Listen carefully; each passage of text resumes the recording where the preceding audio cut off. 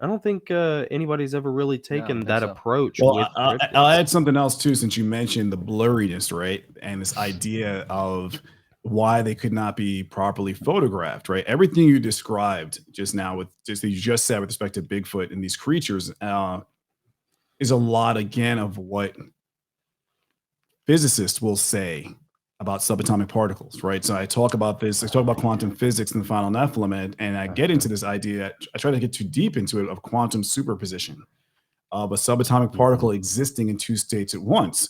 Well, there's another catch to that I don't really get into in the book, but it's that phenomenon that you can have an electron, the same electron, in spinning up and spinning down at the same time. A physicist will tell you that when you observe that particle, it collapses to one thing.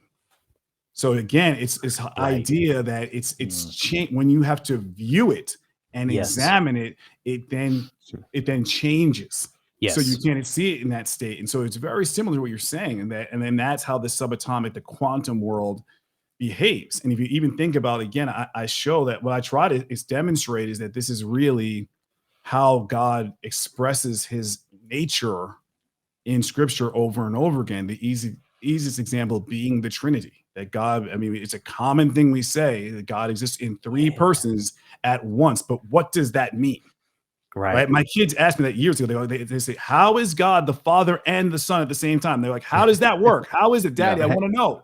And so, well, quantum superposition. That's what I tell them now. I'm like, Jesus is existing in two states at the same time. But when you have to describe Jesus, it collapses to one, right? He's the Son. And when we have to observe him, it's the Son. When Isaiah is called up to heaven in chapter 6, he's observing the Father, really, or the Son on the throne, really. He's seeing Jesus, just one being on the throne. And so it's this. So again, I think kind of what you're saying is really getting into the same concept of what scientists are saying.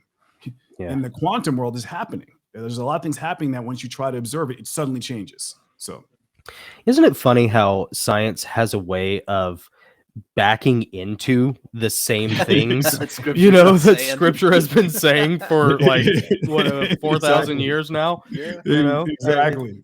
And then and they call us the troglodytes, who are clinging to our Bibles and our guns, but it's like, but if you just play the long game, if you just sit there and wait, like eventually all those things kind of unravel back to the very thing that God has been trying to tell us since the garden. Speaking of strange phenomenon, how do you think that the whole alien phenomenon, which has been like making headlines lately? Oh my gosh, the past 5 years, it's blown up. Absolutely. How does this whole thing tie into or play into Revelation? What is your view on that?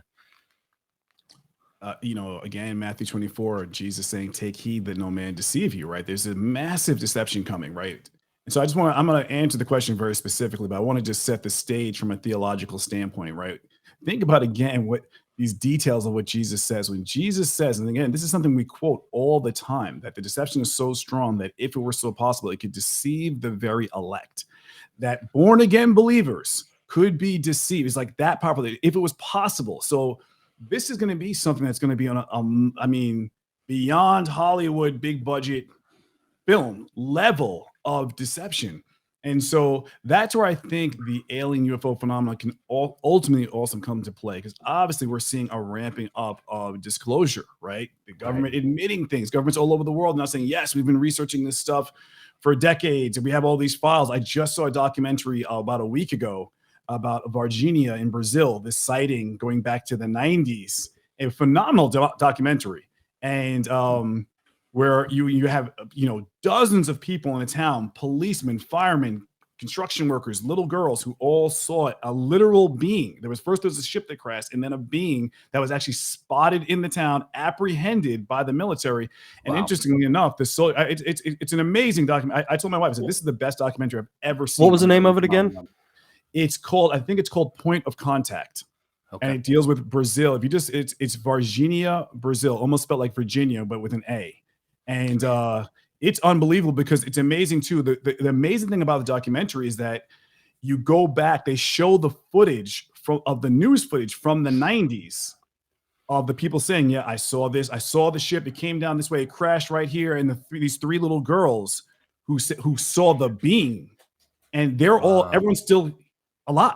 So now it's modern times, and they interview the same people again. It's really mind blowing. And also they interview a woman whose brother, they said, actually apprehended this being to take it to a hospital, was wounded, and he died of infections about a week and a half after that day. Wow. Yeah.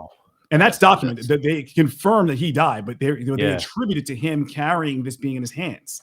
And it's a really amazing documentary. And so again, it's almost like technology, where it's bringing us and preparing us for something to be revealed, I believe. And I think in the Great Tribulation, that's where it can really take place, because we don't know, right?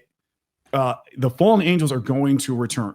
And what I talk about again with this idea of the scroll of time and Bible, the events of Scripture repeating throughout time, right? This is how God communicates, how God expresses his ultimate wills, by events repeating and ultimately being fulfilled in the end times. Days of Noah, you had the water that flooded the earth, right? The windows of heaven opened, the fountains of the deep. You had water coming from underground and from above. So again, in the Great Tribulation, you're going to have an angelic flood, right? The abyss is going to be opened at the opening of the 5th trumpet, the opening of the abyss, the bottomless pit. You have these beings come out, I believe, are the same Genesis 6 angels. They're called locusts in Revelation chapter 9. And then you also have the remainder of the fallen angels being evicted with the devil.